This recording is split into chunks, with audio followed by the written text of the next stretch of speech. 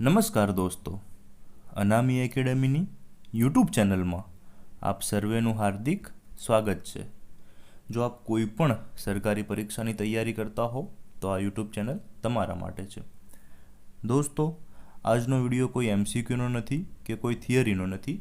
આજનો વિડીયો એસએમસીમાં જે ક્લર્કની ભરતી આવી છે તેમાં થોડા સુધારા વધારા થયા છે તેની માહિતીનો વિડીયો છે. તો આપણે વિડીયો શરૂ કરીએ પહેલાં, જો તમે હજી સુધી આપણી યુટ્યુબ ચેનલને સબસ્ક્રાઈબ ના કરી હો તો પહેલાં તો યુટ્યુબ ચેનલને સબસ્ક્રાઈબ કરી દો.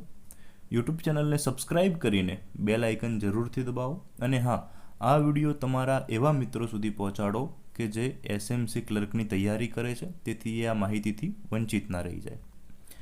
હવે દોસ્તો, એસએમસીએ જે અમુક ફેરફારો કર્યા છે તો એ આપણે આ વિડીયોમાં જોઈશું. જેમ કે નેગેટિવ માર્કિંગ હશે કે નહીં હોય, કયા વિષયમાં ફેરફાર થયો છે અને હવે કયા વિષય પર આપણે ધ્યાન આપવાનું, એ બધી જ ચર્ચા આપણે કરીશું. તો વિડીયો શરૂ કરીએ. એ પહેલાં હું થોડી માહિતી તમને આપી દઉં કે આમાં મુખ્યત્વે બે સુધારા વધારા કરાયા છે. ખાસ કરીને મુખ્યત્વે એમાં પહેલો જે છે એ સિલેબસમાં કરાયો છે અને બીજો જે છે એ એની પરીક્ષા પદ્ધતિમાં. બે મુખ્યત્વે સુધારા કરાયા છે, તેની વિસ્તૃત ચર્ચા કરીએ આપણે. તો આ જૂનો સિલેબસ છે. જૂના સિલેબસમાં તમને ખબર છે એમ કે 65 માર્ક્સનું બેઝિક શૈક્ષણિક લાયકાતને પ્રશ્નો લખતા હતા, એ 65 માર્ક્સ.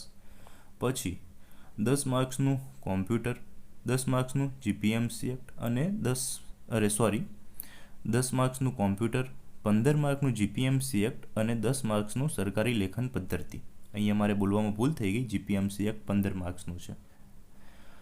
તો આ જે 65 માર્ક્સનો પોર્શન છે તેનું વિશ્લેષણ આપણે કંઈક આવી રીતે કર્યું છે કે જે ગુજરાતી અને અંગ્રેજી છે, આ બંને વિષય, એ બંનેનો આપણે ગુણભાર જોવા જઈએ તો લગભગ 15 જેવા પ્રશ્નો પૂછી શકે.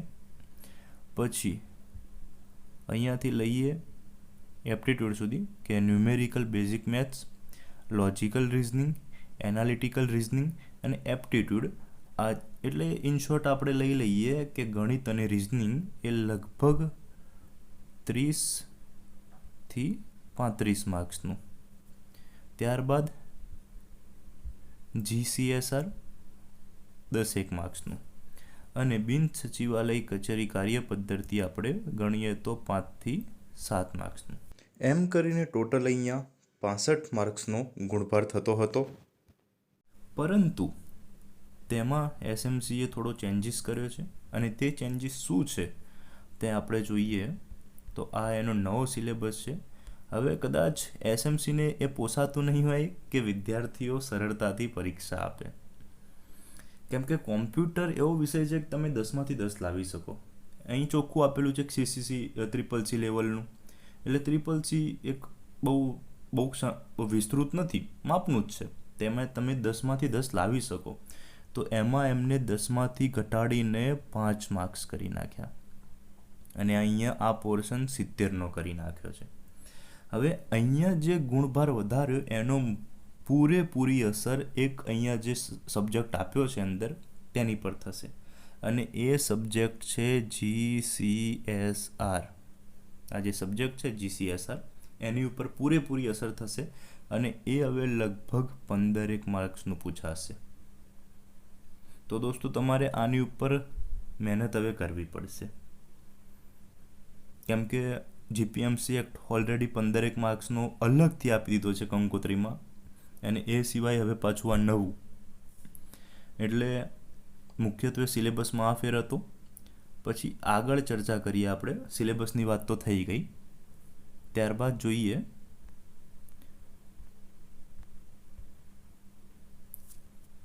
જોઈએ તો અહીંયા એક બીજી પીડીએફ આવી છે.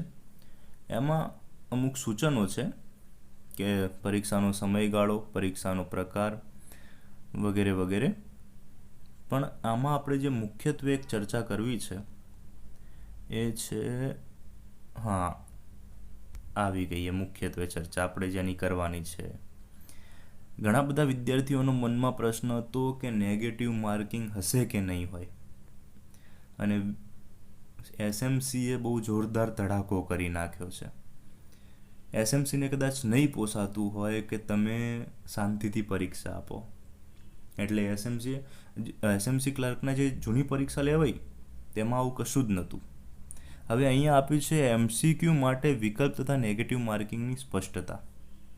એમાં લખ્યું છે કે એમસીક્યુ પદ્ધતિથી લેવામાં આવતી પરીક્ષામાં કુલ 4 પ્રકારના વિકલ્પો રહેશે, જેમાં ખોટા જવાબ માટે, હવે સાંભળજો, ખોટા જવાબ માટે નેગેટિવ માર્ક્સ 1/3 એટલે કે 0.33 દોસ્ત, હજી આની જગ્યાએ 0.25 હોત તો તમે તુક્કાય મારી શકત, પણ હવે તુક્કો મારવો પણ બહુ અઘરું થઈ ગયું.